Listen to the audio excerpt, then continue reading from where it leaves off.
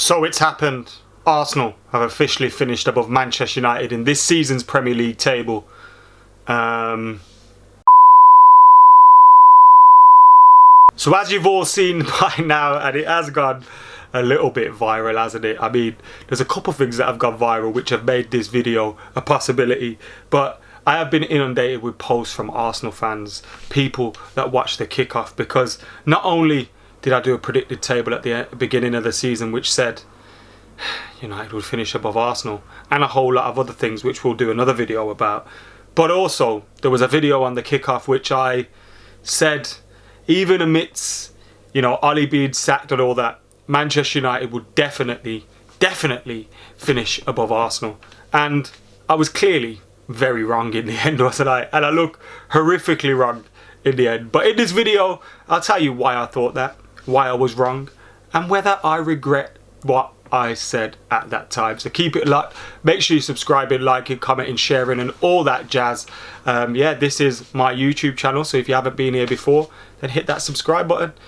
Let's get stuck in. So look, I got it wrong. The bet has been paid to charity, because at the time I said if Arsenal finish above Manchester United, I'm happy to make a donation to the Alan Shearer Foundation, which has been done.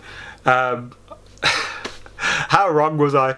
I mean, it looks so bad now, doesn't it? Arsenal are way clear of Manchester United in the Premier League table with like 2-3 games in hand. Like, they could lose all of their games and Man United will still finish behind them. It's been absolutely abysmal by Manchester United. Why did I think that at the time? Now look, at the time Manchester United were obviously going through a shaky period, weren't they? Under Ole Gunnar Solskjaer, we weren't playing the best football. It felt like he was about to get sacked. Eventually he did get sacked, and Manchester United brought in Ralf Rangnick. But I thought, despite how bad it had gone with Ole Gunnar Solskjaer, despite us bringing Ralf Rangnick, I actually thought Ralf Rangnick would do a little bit better than he has done, at least as a manager. I think off the pitch, he's going to help us a lot with his input and with his thoughts, and you hear him nailing pretty much everything in his press conferences. But I do think he could have done better as a manager. It's kind of typical for Man United to appoint a director of football as an interim manager, kind of get the positions wrong, but eventually, hopefully, he'll do some good for the club. Unfortunately, on the pitch, we haven't seen much of that. The defending's been poor from Manchester United. We haven't been able to score many goals, apart from Cristiano Ronaldo. It's just not been pretty to watch. But at the time, I thought, surely we'll do enough just to get inside the top four, you know what I mean? Surely we'll do enough.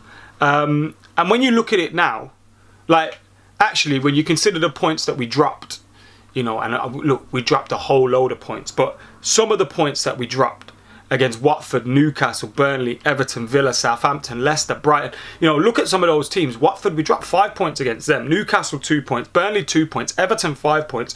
So if you just look at them, let's say we beat the relegation fodder like you're supposed to. United are comfortably fourth. And I thought, no matter how bad it gets, surely we'd do that. You know what I mean? Beat the teams we're supposed to. But Manchester United just didn't. And to be fair to Arsenal, at the time, I thought back-to-back 8 finishes. They've started the season losing 3 or 4 on the spin. They were in the relegation zone. For me, I was never quite convinced with Arteta. He had the backdrop of Aubameyang not really pulling his weight, not being a great captain. All the new signings coming in. I genuinely didn't think Arsenal would get it as right as they have done. Now, I think they've benefited from a few things. The fact that they've not been in European football, so they can rest players. The fact that Spurs and Man United have been so bad has helped them. But you have to give them credit. But at that time, I looked at Arsenal for what I'd seen up until that point in the season. And yes, there'd been some impressive young players. But this was a team that had finished 8th twice. Did anybody really expect them to finish in the top 4 at that time? I don't think they did. But one thing it's probably learned or taught me is that don't be quite so confident in your predictions. Saying definitely's and that. Maybe leave a little bit of a room for error. But yeah, that's why I initially thought that at the time. Now, why did I get it wrong? United's dressing room fell apart. Defensively, we were so poor. As I said, we dropped points against relegation fodder. And apart from Cristiano Ronaldo, Jadon Sancho and David De Gea, no one turned up for Manchester United. On the other hand, you have to give credit to Arsenal.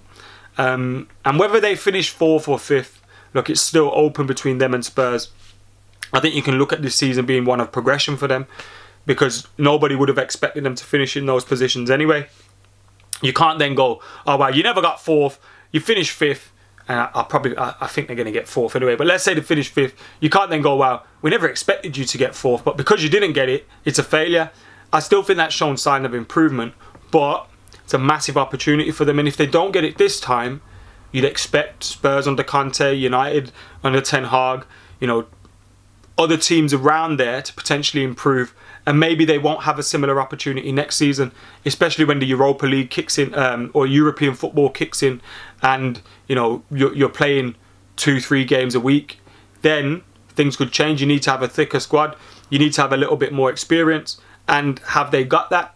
But I do think they've benefited from, the expectations dropped over the last 2 seasons with the 8th place finishes. They're bringing a lot of young players. Arsenal and the Emirates was a place where you looked at it over the years and you thought it was quite toxic, wasn't it? But this season it's been a lot more positive. They've been backing the young players. It's been easier for them to play football there. And I also think another decision that Arteta has to get credit for is the Aubameyang decision. Now, when you look at that decision and you see the goals he scored at Barcelona, you think, that was a bad decision, wasn't it? That's a bad decision. But I look at it the other way.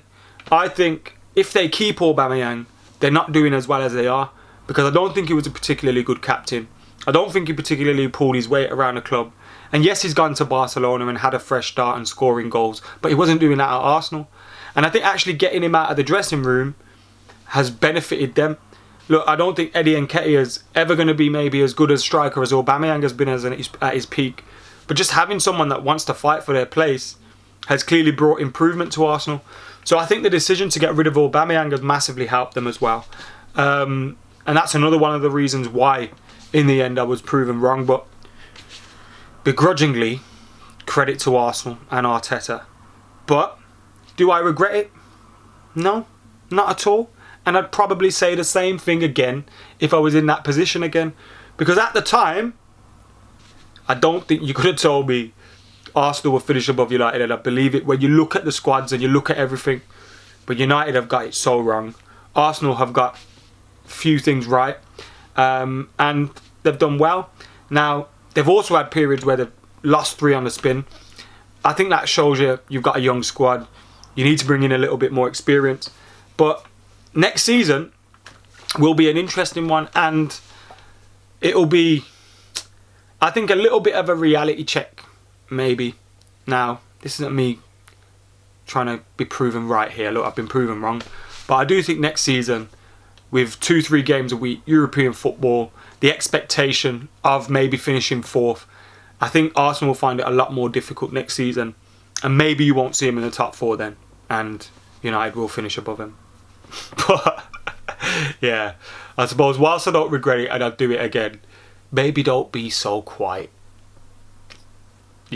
certain, and leave a little bit of wiggle room for.